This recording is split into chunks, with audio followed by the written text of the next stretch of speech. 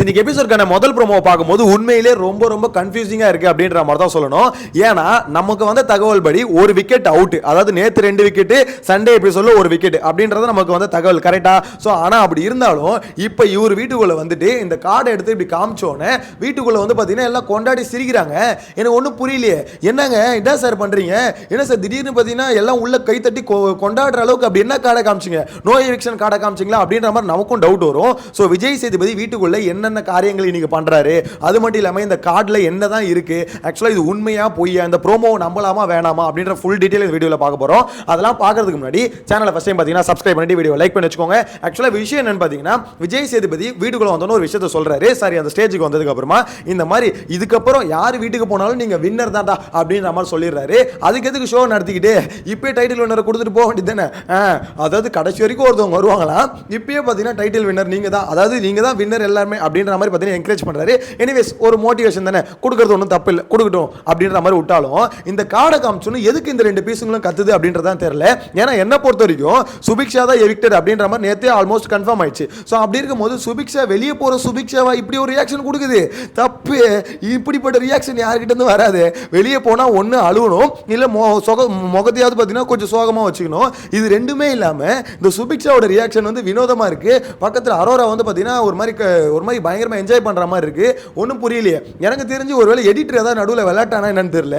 ஏன்னா இந்த இடத்துல அரோரா வந்து பார்த்தீங்கன்னா டிக்கெட் டு ஃபினாலே வின் பண்ணியிருக்காங்க. ஸோ ஒருவேளை டிக்கெட் டு ஃபினாலே வின்னர் வந்து அரோரா அப்படின்ற ஒரு நேமை காமிச்சு, ஸோ அதனால வந்து பார்த்தீங்கன்னா ஒரு இன்ட்ரெஸ்டிங்காக ஒரு ஃபேக்டர் கிரியேட் பண்ணணும் அப்படின்னு சொல்லிட்டு விஜய் சேதுபதி ஏதாவது பண்ணி அந்த ரியாக்ஷன் எடுத்து இவனுங்க கட் பண்ணி இந்த ப்ரோமோக்கு நடுவில் சொல்லிட்டானுங்களா அப்படின்னு தெரியல.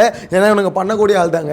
இந்த ப்ரோமோ எடிட்டரை பொறுத்த வரைக்கும் மக்களை வந்து பார்த்தீங்கன்னா கன்ஃபியூஸ் பண்ணணும், மக்களை வந்து லைட்டாக குழப்பி விடணும். ஸோ அதுக்கு ஏதாவது ஒரு பண்ணுவோம் அப்படின்னு சொல்லிட்டு அந்த கிளிப்பையும் இந்த கிளிப்பையும் எடுத்து சேர்த்து ஒரு ப்ரோமோ கிளிப்பாக வந்து போட்டுருவானுங்க.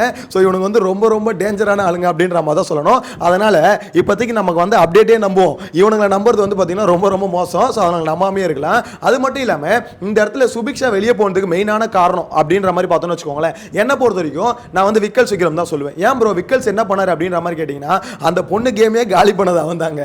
வியானா கேம் எப்படி காலி பண்ணணும் அதே மாதிரி சுபிக்ஷா கேமையும் காலி பண்ணா. சுபிக்ஷா இந்த வீட்டுக்கு வந்தது எதுக்கு, நம்ம வந்து பார்த்தீங்கன்னா இந்த மாதிரி கத்துறதுக்கோ சண்டை போகிறதுக்கோ இதுக்கெல்லாம் நம்ம வரல, நம்ம வந்து நம்ம டேலண்ட்டை காமிக்கணும், நம்ம வந்து பர்ஃபார்ம் பண்ணணும் சுபிக்ஷா அப்படின்னு சொல்லிட்டு நல்லா கரெக்டாக பாயிண்ட்டை பேசிட்டு இருந்த பொண்ணு போயிட்டு காரி துப்ப வச்சுட்டாப்புல. அந்த பொண்ணு வீடு ஃபுல்லாக துப்பிக்கிட்டே கிடந்தது. பயப்புள்ள உண்மையிலே சொல்றேங்க, அது அமைதியாக விட்டுருந்தா கூட அதுவே கொஞ்சம் கொஞ்சமாக கேமில் இன்வால்வ் ஆகி ஓகே இந்த மாதிரிலாம் நம்ம கொஸ்டின் பண்ணணும், இப்படிலாம் கேள்வி கேட்கணும், இப்படிலாம் பார்த்தீங்கன்னா இந்த டாஸ்க்ல விளையாடணும் அப்படின்ற மாதிரி யோசிச்சிருக்கும். இவன் என்ன பண்ணுறான், உள்ள பூந்து இவனோட மூளையிலேருந்து கொஞ்சம் எடுத்து அந்த பொண்ணு மூளையில் வச்சிட்டான். ஸோ அதனால அது என்ன ஆயிடுச்சு, சுபிக்ஷான்றதை மறந்துட்டு குட்டி விக்ரமா மாறிடுச்சு. உண்மையிலே சொல்றேன், அந்த பொண்ணு குட்டி விக்ரம் தான். விக்ரம் என்ன யோசிக்கிறானோ அதே தான் அந்த பொண்ணு பண்ணுச்சு. அதுவும் இந்த டிக்கெட் டு ஃபினாலே டாஸ்க்ல அடிச்சு பாருங்க, அந்த பொண்ணு ரொம்ப ரொம்ப கேவலமா அடிச்சு அண்ணன் தங்கச்சி கேமை வந்து பக்கவாண்டாங்க. எதுல ப்ரோ அப்படின்ற மாதிரி கேட்டீங்கன்னா, இந்த கில்லர் காயின் ஒரு டாஸ்க் நடந்ததுல அந்த டாஸ்கில் விக்ரமை மட்டும் அந்த பொண்ணு டார்கெட்டே பண்ணல. எனக்கு அதெல்லாம் பார்க்கும்போது செம்ம காண்டாச்சு. என்னடா அப்பட்டமா தெரியுது ஒரு அண்ணன் தங்கச்சி கேம் ஆடுறாங்க, விக்ரம் ஒரு பக்கம் பார்த்தீங்கன்னா அப்படிலாம் இல்லவே இல்லை அப்படின்ற மாதிரி அவன் முட்டு கொடுக்குறான், இந்த பக்கம் சுபிக்ஷா முட்டு கொடுக்குது. ஏமா பச்சையா தெரியுது 2 பேரும் ஒரு கேவலமான ஒரு பாச பிணைப்பில் ஒரு கேம் ஆடுறீங்க அப்படின்றது. நீங்க ஆடினது தப்பு இல்லை, ஆனால் ஆடிட்டு அதை ஒத்துக்க மாட்டேறீங்க பார்த்தீங்களா, அதுதான் பெரிய தப்பு அப்படின்ற மாதிரி இருந்தது. ஸோ ஃபுல் அண்ட் ஃபுல் அந்த பொண்ணு பார்த்தீங்கன்னா இன்ஃப்ளூயன்ஸ் ஆயிடுச்சு. அதாவது நம்ம வந்து அடுத்த விக்ரம் அப்படின்ற மாதிரி இன்ஃப்ளூயன்ஸ் ஆயிடுச்சு. அதனாலே அந்த பொண்ணோட கேம் வந்து காலி ஆயிடுச்சு அப்படின்ற மாதிரி சொல்ல தோணுது. இன்னொன்று அந்த பொண்ணு வந்து வாயில வந்து துப்பிக்கிட்டே இருந்ததுல, அதுவும் பார்த்தீங்கன்னா மக்களுக்கு வந்து இரிட்டேட்டிங்காக இருந்தது. அதாவது ஓகே நீ ஒரு விஷயம் கற்றுக்கணும்னு நினைக்கிறேன், அதெல்லாம் ஓகே எஃப்ஜே வந்து கற்றுக் கொடுத்தா கற்றுக்கணும்னு நினைக்கிறேன். ஆனால் இந்த கேம் வந்து அதுக்கான இடம் இல்லை. நீ வீட்டில் உட்காந்து இதை ப்ராக்டிஸ் பண்ணுறது கற்றுக்கிறது அதெல்லாம் ஓகே. பிக் பாஸ் வீட்டில் உட்காந்து நீ இதெல்லாம் கற்றுக்கிட்டு ப்ராக்டிஸ் பண்ணிட்டு இருந்தனா அப்போ பிக் பாஸ் வீட்டுக்கு எதுக்கு வந்தோன்ற ஒரு கேள்வி இருக்குல்ல. அந்த கேள்வி தான் இங்கே பார்த்தீங்கன்னா எப்படி சொல்றது, எல்லாருக்கும் ஒரே ஒரு எப்படி தோணுச்சுன்னா, இந்த பொண்ணு என்ன பண்ணுது வீட்டில், எப்படி ஒரு நாள் தப்பிச்சு வருது, இந்த கழுவுற மீன்ல நழுவுற மீன் சொல்லுவாங்களே, அப்படிதான் சுபிக்ஷா என்னால் பார்க்க முடியுது. அந்த பொண்ணு இவ்வளவு தூரம் உள்ள வந்ததே பார்த்தீங்கன்னா பெரிய விஷயம், உண்மையிலே பெரிய விஷயம். ஏன்னா ஸ்டார்டிங்லேருந்து அந்த பொண்ணுக்கு ஓட்டு இல்லைங்க. அது மட்டும் இல்லாமல் இந்த வாரம் சுபிக்ஷா வெளியே போகிறதுக்கு காரணமும் விக்ரம் தான். என்ன ப்ரோ சொல்கிறீங்க அப்படின்னு கேட்டிங்கன்னா, ஆமாங்க இந்த விக்ரம் பையபிள்ளைக்கு ஓட்டு இல்லைங்க, ஓட்டு இல்லை. மக்கள் வந்து பார்த்தீங்கன்னா விக்ரமை போட்டு எப்படி சொல்கிறது, அவனோட ரியாக்ஷன்ஸ் அவனோட ட்ராமா இதெல்லாம் பார்த்தீங்கன்னா சுத்தமாக பிடிக்கல. அதனாலே ஓட்டுகள் சுத்தமாக இல்லை.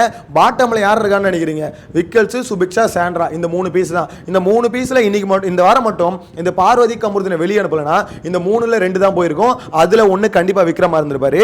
இந்த பார்வதி கமுருதன் இந்த 2 கழுசடைகளும் கடைசி டாஸ்க்ல வந்து இந்த மாதிரி ஒரு காரியம் பண்ணலன்னு வச்சுக்கோங்களேன், எனக்கு தெரிஞ்சு கண்டிப்பா விக்ரம தூக்கியிருப்பாங்க அப்படின்ற மாதிரி தான் தோணுது. பட் என்ன பண்ணுறது, எல்லாம் தலைவிதி.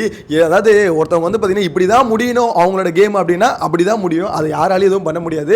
ஆனால் அப்படி நடந்ததுனால தான் ஒரு மாதிரி நேற்று வந்து செலிப்ரேஷன், தமிழ்நாடு ஃபுல்லாக செலிப்ரேஷன். டே இப்படி யாருமே ஒரு கண்டஸ்டன்ட் வெளியே போய் கொண்டாடி பார்த்தது இல்லைடா. அங்கங்கே கேக் வெட்டி செலிப்ரேட் பண்ணுறானுங்க. எத்தனையோ வீடியோ இன்ஸ்டாகிராமில் பார்க்க கேக் வெட்டுறாங்க, எல்லாம் குடும்பமாக என்ஜாய் பண்ணுறாங்க.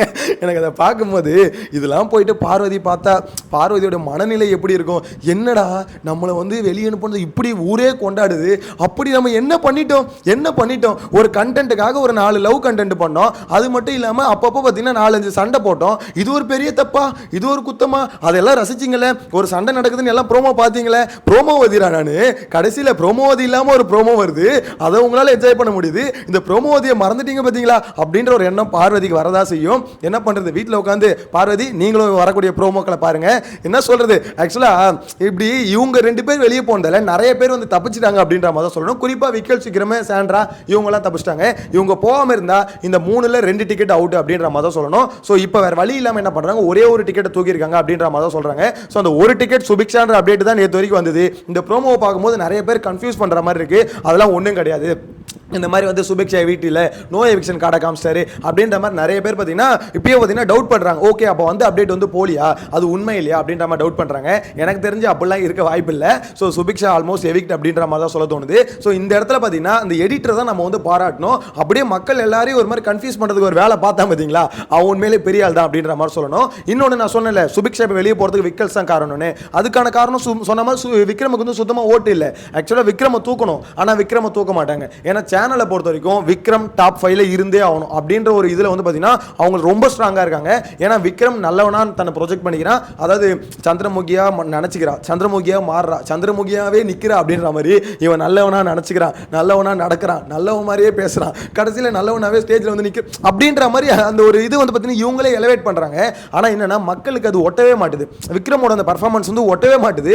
சாண்ட்ராவோட பர்ஃபார்மன்ஸ் எப்படி ஒட்டலையோ அது வந்து எப்படி சொல்கிறது, நேற்று நைட்டு இந்த கமருதீன் போய் காலில் ஊந்தால, அப்போ காலில் விழும்போது அவங்க நடிச்சது வந்து விஜய் சேதுபதிக்கே ஒப்பலை. என்னம்மா சாண்ட்ரா உங்களுக்கு ஓகே தானே, இப்போ நீங்கள் பண்ணதை பார்க்கும்போது நீங்கள் ஓகே இல்லைன்னு தோணுது அப்படின்ற மாதிரி அவரே கேட்குறாருல. அது காரணம் அவங்க நடிக்கிறது விஜய் சேதுபதிக்கே தெரியுது. ஒருத்தன் சாரி கேட்க வரும்போது கூட நீ அந்த அளவுக்கு கதறி ஆளணும்னு அவசியம் இல்லை. ஸோ அது வந்து அப்பட்டமாக நடிப்புன்னு அவருக்கு தெரியுதுல. அதே மாதிரி சாண்ட்ரா நடிப்பு எப்படி ஒட்டலையோ அதே மாதிரி விக்ரம் நடிப்பும் ஒட்டலைங்க. அவன் அந்த ஒய்ஃப்ன்ற ஒரு மேட்டரை வச்சு நடிச்சான் பாருங்க. எனக்கு தெரிஞ்சு இதெல்லாம் நீங்களாம் கொஸ்டின் பண்ணுவீங்களா மாட்டீங்களா, இல்லை அதையும் கேட்காம விட்டுருவீங்களா, இல்லை விக்ரமுக்கு இன்னைக்கு பார்த்தீங்கன்னா சிங் சங்னு தட்டிட்டு போயிடுவீங்களா, கொஞ்சம் ஏதாவது பார்த்து பண்ணுங்க சார்.